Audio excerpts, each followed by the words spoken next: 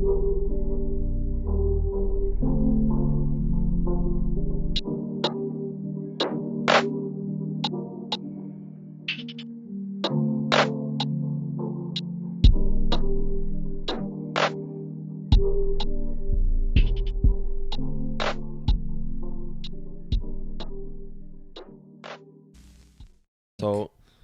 New York, I kind of even forgot that they didn't have a captain, but now they do. It's Jacob Trouba, and I think everyone was shocked. I was actually pretty shocked when I saw him of all people, because I was convinced it was going to be Kreider. I mean, so did everybody on the planet, but Mr. Elbow gets to see instead. Yeah, this guy, man. This is the most confusing thing that I've seen in the offseason, and that's including all of the crazy signings that happen. When you think about like the perfect captain, you want a guy who's, number one, clearly a leader, number two, the heart and soul of a franchise. The first guy you think about when you say an organization's name, you want a guy that plays with like crazy tenacity, like someone you can put on your first line to like lay a big hit just in case they're not scoring. They can maybe energize a team when they're down by a goal. And then you want a guy who logs big minutes so that they like obviously have an opportunity to affect the team on the ice. Like if I said that and said, who's the guy in the New York Rangers dressing room? It's Chris Kreider. It's Chris Kreider. The only thing that Trouba meets in this definition of a captain, I mean, the subjective definition of a captain, is that he logs big minutes, and he only does that because he plays beside Adam Fox. Yeah, I don't know what... I just even all the Rangers fans on Twitter were like, oh, I can't wait till he's our captain next season. Score 52. Like, imagine scores 50, becomes a captain, has a long-term deal there too now. It seemed like a perfect storm.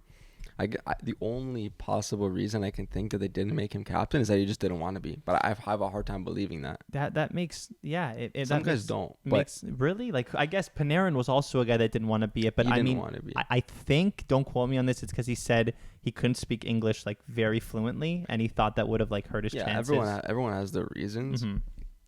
I've heard it before. I can't remember specific players. I know it's a thing though. Like some guys just want to do their thing.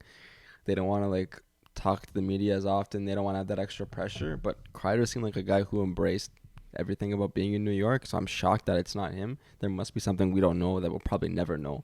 But if we're talking about Trouba, he must have been their second option or their first. Like there must be a reason why they named him. Maybe he must be great in the room. Maybe the way he's like mentored Adam Fox slightly had a big thing to do with it. I don't know. I'm making stuff up because I really can't explain it logically. He's also just a greasy player. We talked about that last year in the playoffs. He was throwing elbows everywhere. He concussed Sid. Like anyone who concusses Sid is like a public enemy number one. Mm-hmm. So I mean, no, he doesn't have many fans outside of the market, but maybe that's, I don't know. Like I really don't know. I'm making stuff up. I haven't really been hearing about what Rangers fans have said either. The only thing, and this is like grasping straws here, the only thing I can think about is that Jacob Trouba is 28 and Chris Kreider is 31. But if anything, I think being 31 is like the perfect age for being a captain. It's the perfect mix of like being towards the latter end of your prime and also being like a veteran guy who's like understands how to play in big games. I don't understand. Like I thought maybe Chris Kreider doesn't have a very long deal and they don't think they'll sign him back. Then I looked it up. He's locked up till 2027. Yeah, he's got a long 1 year longer than Jacob Trouba. There is not one single thing that I can think as to why Chris Kreider is not the captain. He's the heart and soul of the New York Rangers. Every single New York fan loves him as a player, and he just came off the best year of his career. Yeah. You're right. It has to be that he just didn't want it. Which is hard to believe, though. But I mean, and there must, maybe it comes out one day. Maybe there's information we're missing. But based on the information that we have, us two and every other fan who follows hockey was probably pretty shocked about this. Especially, even like you said, like Jacob Trouba is, I mean, whether he's a dirty player or not is obviously a contentious argument, but it's not contentious that a large majority of NHL fans think that he's a dirty player. Yeah, everyone outside of the franchise doesn't like him. Right, so just for optics' sakes, is like that the type of guy you want representing your franchise? I mean, I don't know, especially because if he's going to keep doing this and he goes out for 4 or 5 games in the playoffs due to suspension, you're going to be missing your captain for half a series. Yeah. I don't know. I really don't know. He could have got suspended a couple times this playoff. He made some pretty gray area hits, and like maybe fans definitely like that. I know Rangers fans loved every second of that. So maybe I'm sure they're gonna like back him and support him and are happy that he's a captain. It's just I think outside of the organization we're all pretty confused. Do you want to play? Let's play a little game. All right. Because there are quite a few teams actually without captains. Mm-hmm. And if we would have started playing this game with the Rangers, we would have been wrong. But that's part of it. We're going to be definitely wrong with half of these. So there's a few teams. We have the Ducks, the Coyotes, Sabres, Flames, Canadians, Flyers, and of course the Kraken don't have a captain. Should we just kind of go through some of these teams and see if we can guess who's going to be the captain? Yeah, we'll each take a couple. I mean, why don't you go first? Is there a team that you think is best that you can kind of take a good guess at? Okay, I'll start with the Ducks. Okay. The Ducks is a weird one because they're rebuilding, and usually rebuilding teams don't. So if they do have a captain, I think it'll be someone who will just be captain for like a couple of years before, I don't know, one of the younger guys takes over. And I think it's going to be your boy, actually, Adam Daddy Henrique. Did you see the game last night? Give the seat to Mason McTavish Yeah, he probably deserves it, actually. Maybe actually, you know what? I was thinking maybe Zegras will be ready. But no, if McTavish can do whatever the heck he's been doing, his wizardry in the NHL, it'll be him. Why do you think Henrique? I mean, he's been there a while. They had a lot of turnover. Like all their leaders before, like Lindholm, Raquel, Manson are all gone. So he's kind of the only guy who's been there for a while. And because he is 30, if he's captain for a few more years to the end of his contract, then it'll be kind of the perfect transition period to one of the younger guys who will be in their mid-20s by that point. So I think it's kind of a perfect storm. Not a sexy answer, but Daddy Henrique. I mean, Henrique was pretty good for me on fantasy before he went out for like 6 weeks. His name is Daddy for a reason. Daddy Henrique, you got to love it. Okay, who was next on that list? Let's go Sabres. Okay, I'll go first. I think this one's easy. I got to think Rasmus Dahlin is going to be the next captain of the Buffalo Sabres. Are you thinking Alex Tuch? That's who came to mind first. Okay, so when I think Alex Tuch, right, because he's from Buffalo, obviously he's like a very power forward. He can score. He's playing on their first line. He kind of checks all the boxes that I said above.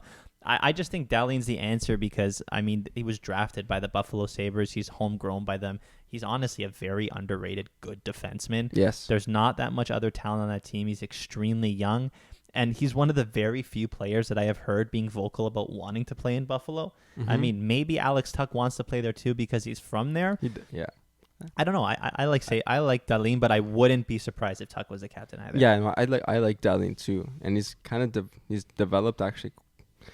Early in his career, I guess there was this thing about him not being good, but he was 19 playing in the worst team in the league. I cut him some slack. I think he's going to be a real good defenseman moving forward. I think it's actually a great choice. Mm-hmm. Okay, next I got the Coyotes. I'm going to pick that one cactus in the desert next to the arena as my captain for the Coyotes. I think his nickname is Clayton Keller. Clayton Keller, that's probably. So that's like literally the only person who's been there for more than a year. Unless you want bad contract X, Y, or Z to be your captain. Not Chikrin? Yeah, I think he's going to get traded, no? That's fair. That's why I looked at that. He would have been probably the answer if he stuck around, but I think he's going to get traded. So then it's going to be another couple of draft picks that won't see the light of day until 3 years from now. So Clayton Keller is like the only guy. I don't know if he's a good leader. I don't know anything really about him besides the fact that he's good at hockey. But yeah, that's literally the only thing you need to be the captain of the Arizona Coyotes. Okay. Very fair. Who do we got next? Flames? The Flames is a weird one. Like, I would, just looking at this team right now, I would have said Lindholm because he's like the perfect Daryl Sutter player. I don't know if they can afford him in a few years because he's going to be a UFA, so he's probably not going to sign back. And it looks like the Calgary Flames like preemptively, replaced him by signing Nazem Kadri, kind of an insurance play there. I mean, Huberdeau got the monster deal. I feel like they have to give it to him. One of the reasons also why I don't think it would be Lindholm is because I think they held off so long on giving a C because they wanted it to be Tkachuk. Maybe they never thought that Lindholm was like that captain material compared to Tkachuk, and now that it's too late to make Lindholm the captain, I think Huberdeau's the only answer. Give him the monster deal and the C. I mean, who else is there guaranteed for 8 years? I mean, Nazem Kadri is there for 7. Yeah, I don't think you can give it to him. You have to you just sign Huberdeau too, and he makes more, and he's there. I don't know. Is there anyone else that you could see being captain? Only other guy I can see is Rasmus Anderson, maybe. Yeah, he's going to be there, I think, for another 4 or 5 years. He just seems like, and obviously this is pure conjecture, he just seems like such a quiet guy. He's very quiet guy. He does come across that way. Right, even in the post-game conferences that they had when they were playing the Oilers, like he was very like easy, like no ebbs and flows. And I guess that's what you want in a captain. What you want, yeah. But you also want a guy who's like kind of fiery and like. Yeah, I mean we're not close enough to that market, but that would be like maybe the hesitation on like maybe Daryl Sutter as a guy, he has a mold of a captain that Huberdeau or Lindholm is more closely aligned to. So I could see it being either of those two as well. I'm pretty confident Huberdeau's going to be the captain though. That would be interesting. I mean, good for him if he does. Okay, I'll take the Habs. Okay.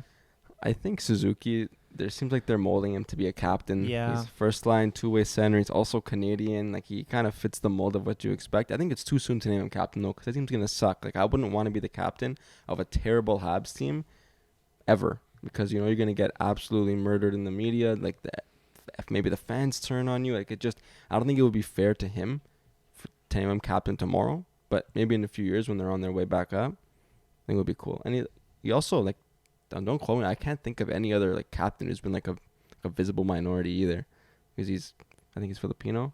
That'd be kind of cool too from that perspective. From a representation standpoint, it would be amazing. Cool. Yeah, I agree with you though. I think it's a little bit early to give it to him because, like you said, kind of similar to what you said about them signing Martin St. Louis when we were a little confused about it. You said maybe there's like a guy that you want to be like a short-term coach because you know he's going to get flamed when they're really bad. Maybe you want to skip that with respect to the captaincy role. So maybe they do give it to Suzuki in like maybe 2 to 3 years. Yeah, that's what I'm thinking. So we'll see. I don't know. Maybe like a plus 500 bet on Cole Caulfield just because Martin St. Louis loves him so much. That's his prodigy. He's going to be biased towards him.